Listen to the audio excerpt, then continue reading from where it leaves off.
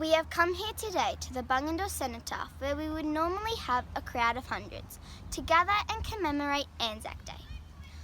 As services across the country have been cancelled, we, as your Bungendore Public School representatives of 2020, would like to share this presentation with you and pay our respects. On the 25th of April each year, Australians commemorate servicemen and women who have served in wars and armed conflicts. Anzac Day is held on the anniversary of the 1915 landing by Australian and New Zealand troops on the beach of Gallipoli in Turkey. The first major military campaign fought by Australian soldiers. All Australian and New Zealand soldiers who have served in the First World War became known as Anzacs. Their courage and sacrifice continues to shape the observance of Anzac Day today. The word Anzac is an acronym formed from the initial letters of the Australian and New Zealand Army Corps. The spirit of Anzac is not a spirit of war, it is the spirit of Australia. It lives all around us, in our homes, in our workplace, in our schools, on our sporting fields, and in fact, all over this great country of ours. We cannot take the spirit of Anzac for granted. It needs to be nurtured as part of the development of the younger generation. Our generation. Today we honour our Indigenous diggers and their service to our country. When war broke out in 1914, many Indigenous Australians and Torres Strait Islanders tried to enlist but were rejected because of their race. By 1917, restrictions were reduced and Indigenous Australians were able to fight for their country. At the time, Indigenous Australians had very few rights, low wages and poor living conditions. With the odds against them, these men and women stepped forwards to serve their country and will be remembered today. Reginald Saunders was born in Victoria in 1920. Reg and his brother Harry enlisted for service in the Second World War. Reg proved to be a natural soldier and was popular amongst his peers. He saw action in New Guinea, Libya, Greece and Crete. Reg was commissioned as lieutenant. Reg later returned to the army when the Korean War began and was promoted to captain and battled through some very fierce fighting. Reg was the first Aboriginal Australian to be commissioned as an officer in the Australian Army. Reg was later recognised for his contribution and became one of the first Aboriginal liaison officers, was awarded a member of the Order of the British Empire, MBE, and was appointed to the Council of the Australian Memorial. Reg died in 1990, lest we forget. Born in 1924 on an Aboriginal mission, Leonard Waters was the fourth of 11 children.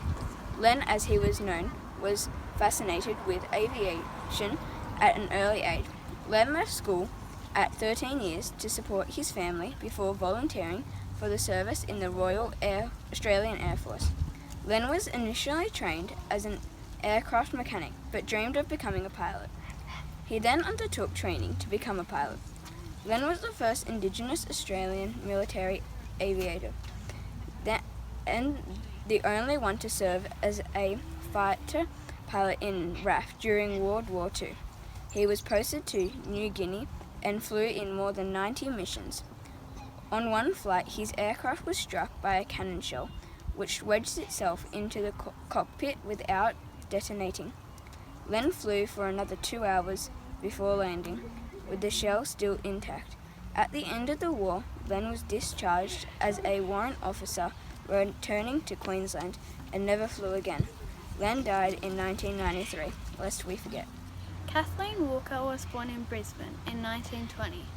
After her brothers were captured by the Japanese, Kath enlisted in the Australian Women's Army Service. She was trained as an army signaller and undertook administrative duties. She was then promoted to Lance Corporal. Kath was later discharged from the army due to medical reasons. As a single parent, Kath found work ironing and cleaning when she began to write poetry.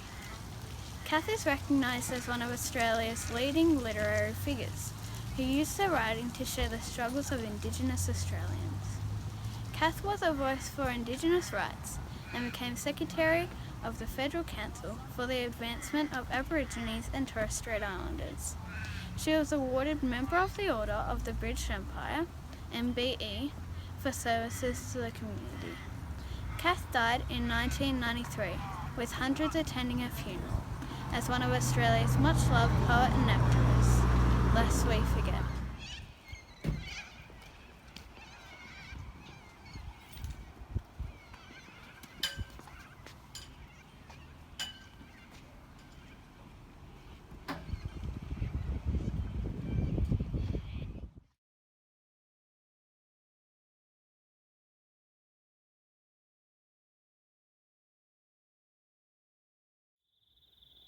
They shall not grow old, as we that are left grow old. Age shall not weary them, nor the years condemn. At the going down of the sun and in the morning, we will remember them, lest we forget.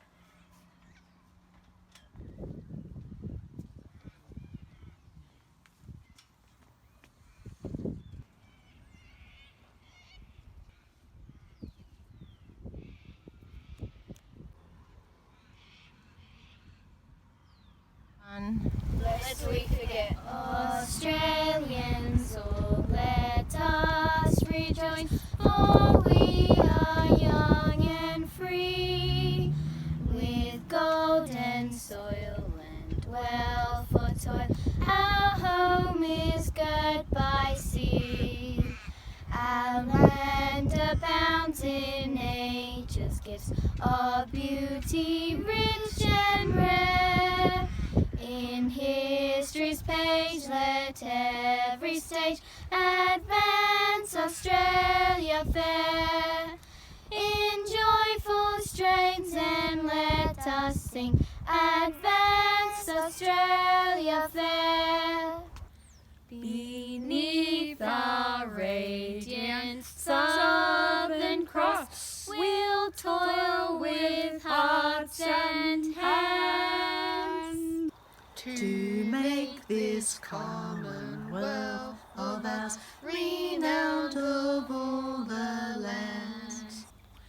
For those who've come across the seas with boundless plains to share, with courage let us all combine to advance Australia fair.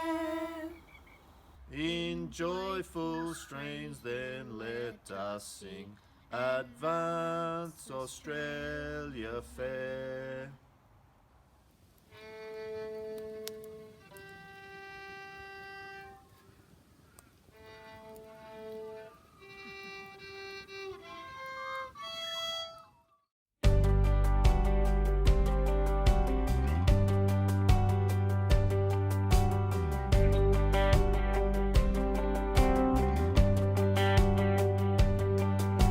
He's a drover drifting over western plains. He's a city lad, a clock down Flinders Lane. They're in the trenches at Lone Pine and on the Flanders firing line. A willing band of ordinary men. He's all of them, he's one of us, born beneath the Southern Cross. Side by side, we say with pride, he is all of them.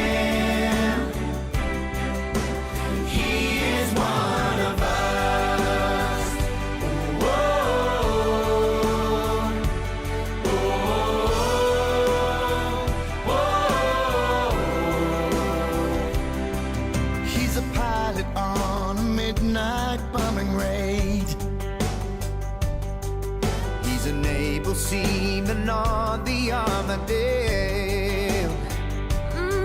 She's a nurse in Vietnam. They're on patrol in Oriscam. Sons and daughters rise into the cause. She's all of them. She's one of us, born beneath the Southern Cross.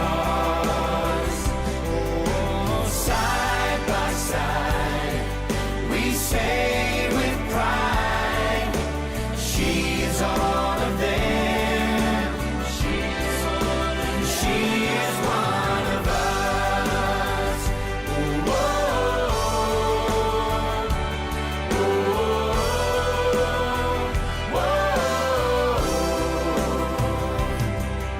The spirit of the Anzacs, Proud and strong.